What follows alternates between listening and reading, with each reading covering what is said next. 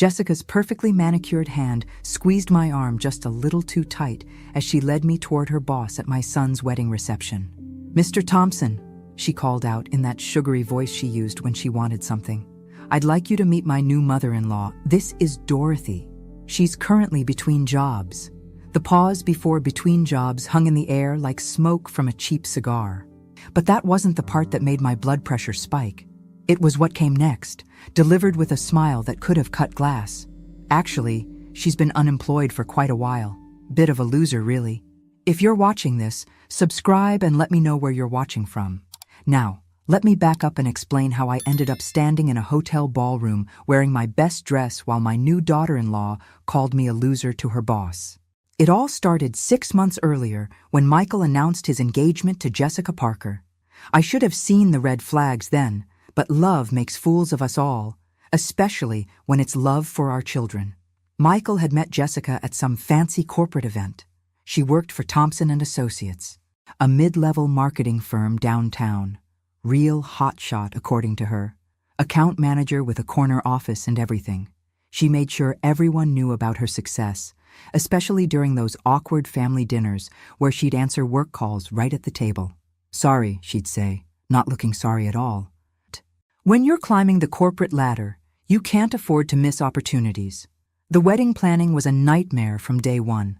Jessica had opinions about everything: the flowers, the music, the guest list, and especially my role in the ceremony.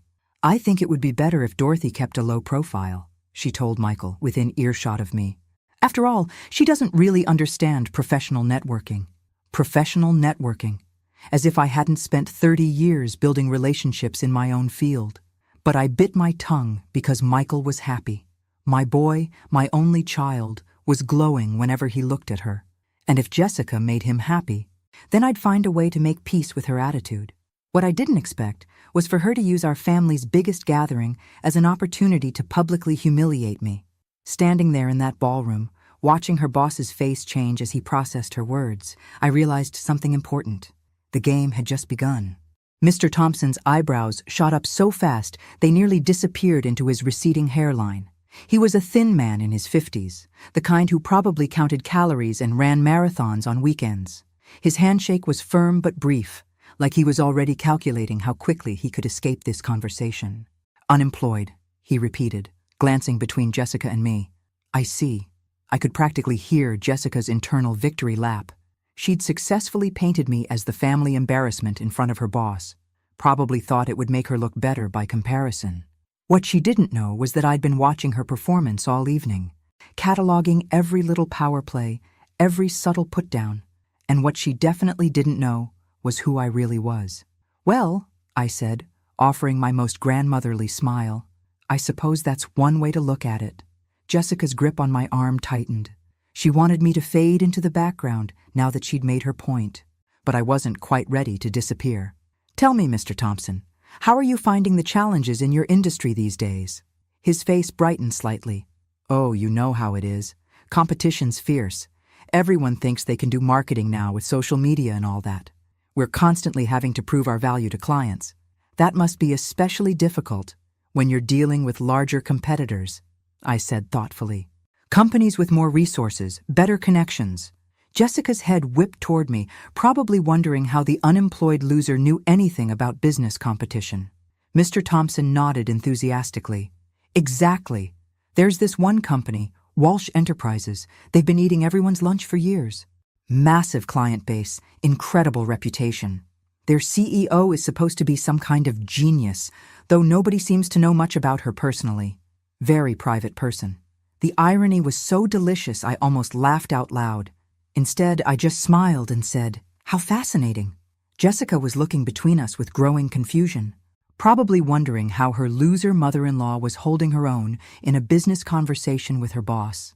The band struck up at last, and Michael swept Jessica onto the dance floor for their first dance as husband and wife.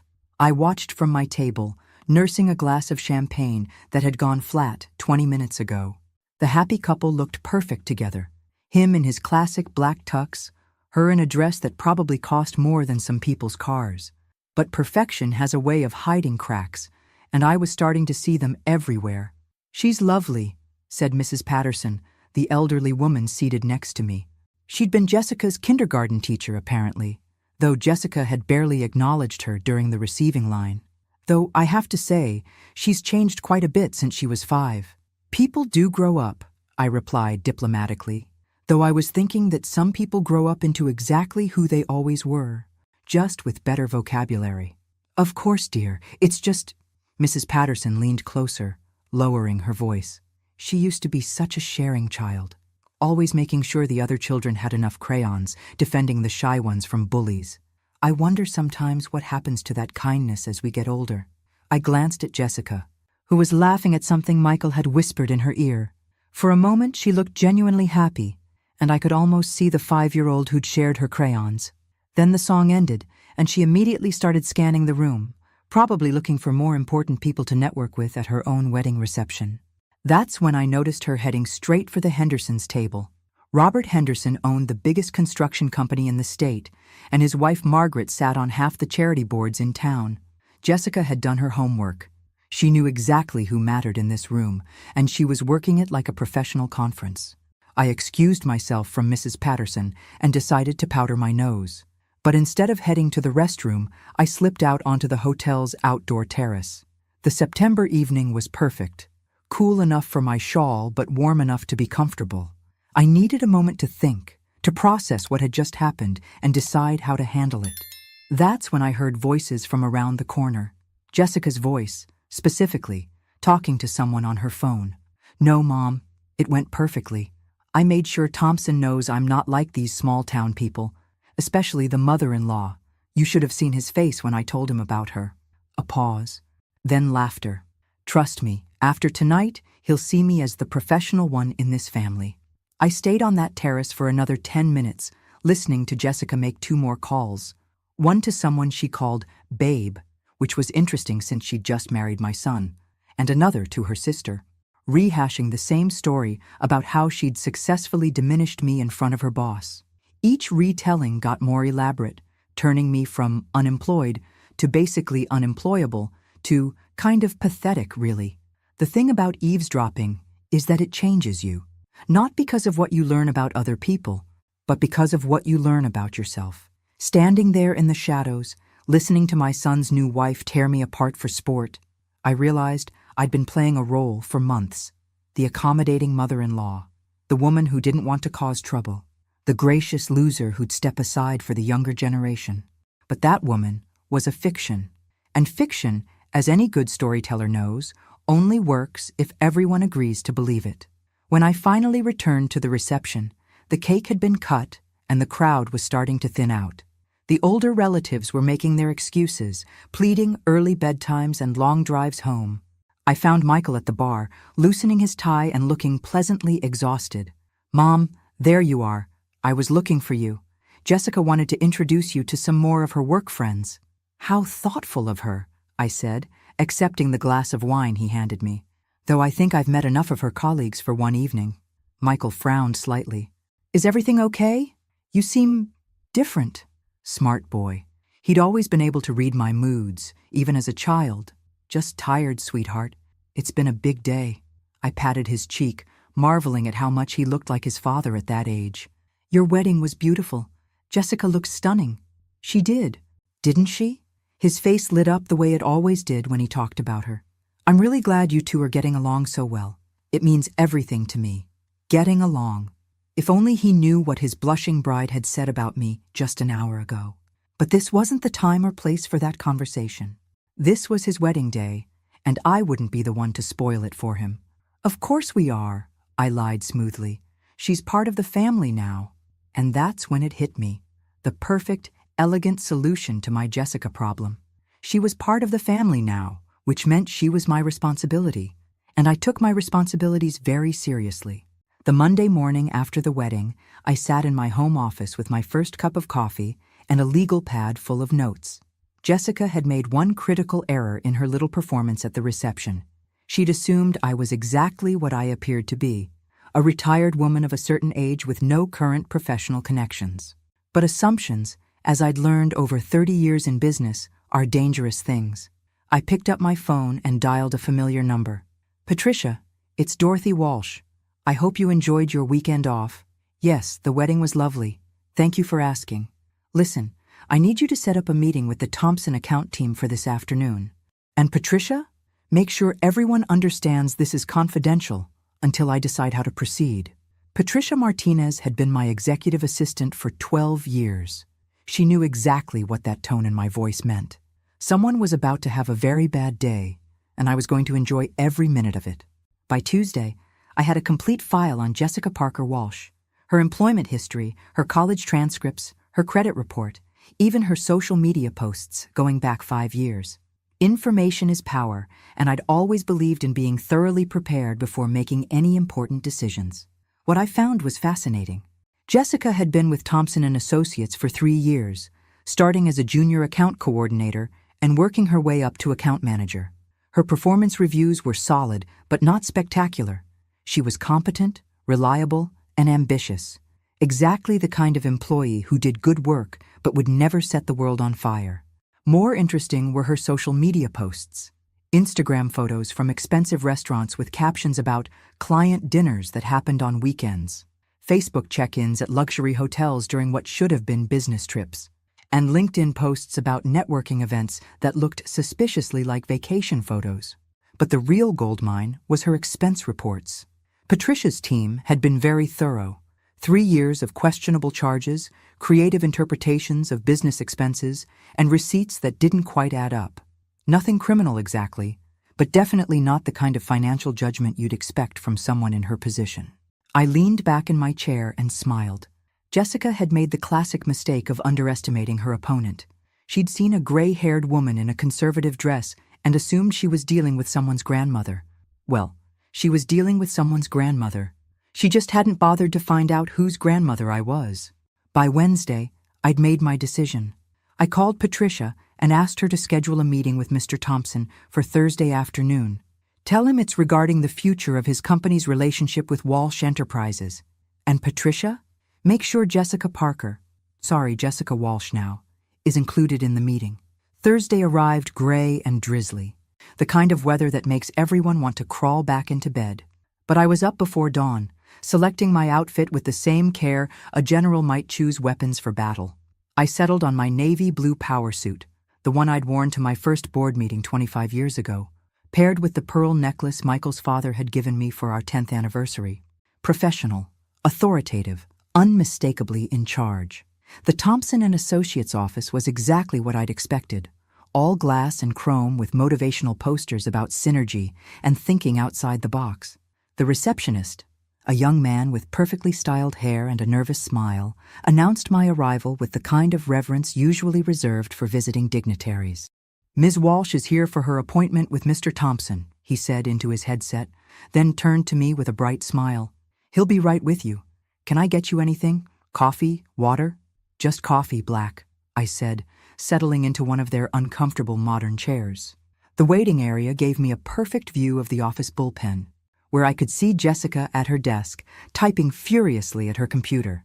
She was wearing a sharp red blazer and had her hair pulled back in a style that probably took an hour to perfect.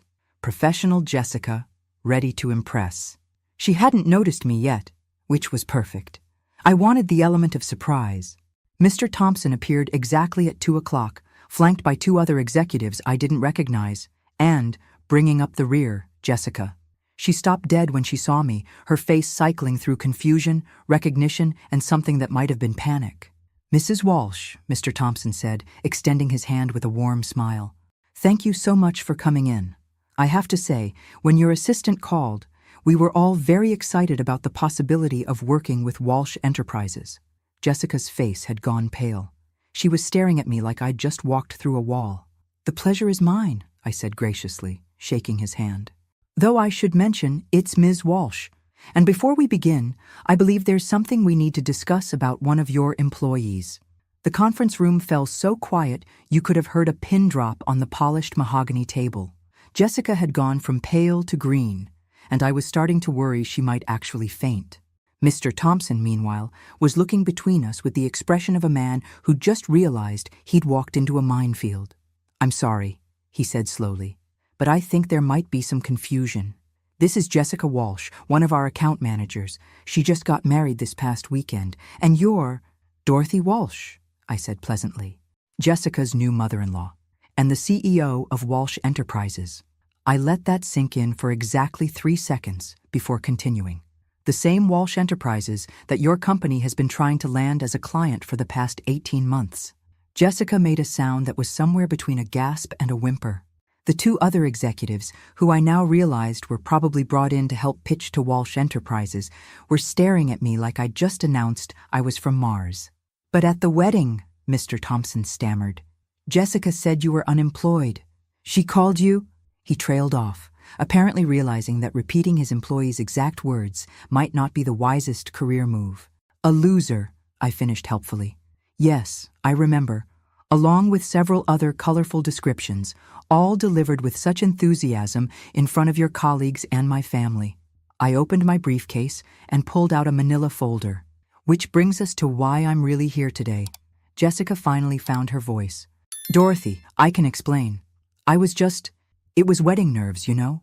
I didn't mean, oh, but you did mean it, I said gently.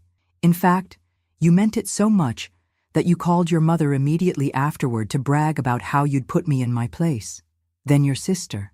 Then someone you called Babe, which was particularly interesting since you'd just married my son. The color drained from Mr. Thompson's face. He was starting to understand that this wasn't just about hurt feelings. This was about his company's relationship with their most important potential client. Perhaps, I continued, opening the folder and spreading its contents across the conference table, we should discuss Jessica's performance as an employee before we talk about Walsh Enterprises' business needs. The documents made a satisfying rustling sound as I arranged them. Expense reports, receipts, performance reviews, social media screenshots, 3 years of Jessica's professional life laid bare. Mr. Thompson's eyes widened as he scanned the papers. These are internal company documents. How did you— Due diligence, I said simply. When someone publicly humiliates me, I like to understand who I'm dealing with, and what I found was quite enlightening. I pointed to a particular expense report. This restaurant receipt from last March, for instance. Jessica claimed it was a client dinner, but according to the reservation records, it was actually her birthday party with 8 of her college friends. Jessica's hands were shaking now. There must be some mistake. Or this hotel stay in Miami last June, I continued, ignoring her protests. Billed as a business conference, but remarkably similar to the vacation photos she posted on Instagram the same weekend. The ones where she's wearing a bikini by the pool, not attending seminars. One of the other executives, a woman in her 40s with sharp eyes, leaned forward. Are you suggesting that Jessica has been falsifying expense reports? I'm not suggesting anything, I replied. I'm simply presenting facts and allowing you to draw your own conclusions. I pulled out another document. This is Jessica's LinkedIn profile from last week. Notice how she describes herself as senior management and key decision maker at Thompson & Associates. Interesting title inflation for an account manager, don't you think? Mr. Thompson was practically sweating now. He'd obviously never looked closely at Jessica's social media presence, and what he was seeing wasn't painting a flattering picture of either her judgment or her honesty. Now, I said, closing the folder with a snap, let's talk about Walsh Enterprises' business needs. We're looking for a marketing partner for our expansion into the southeastern markets. The contract would be worth approximately $12 million over 3 years. The room went dead silent. $12 million was probably more than Thompson & Associates made in total annual revenue. $12 million, Mr. Thompson repeated faintly. He looked like a man who'd just been offered a lifeline and a noose at the same time. The business opportunity was enormous, but Jessica's presence in the room was making it impossible for him to think clearly. Of course, I continued conversationally, Walsh Enterprises has very strict standards when it comes to business ethics. We've found that companies with questionable internal practices tend to bring those same attitudes to their client relationships. I gestured to the documents still spread across the table. We simply can't afford to work with organizations that don't share our values. Jessica suddenly stood up, her chair scraping loudly against the floor. This is ridiculous. You can't do this to me because of some silly misunderstanding at a wedding. I looked at her with the same expression I might use to examine something unpleasant on the bottom of my shoe. Some silly misunderstanding?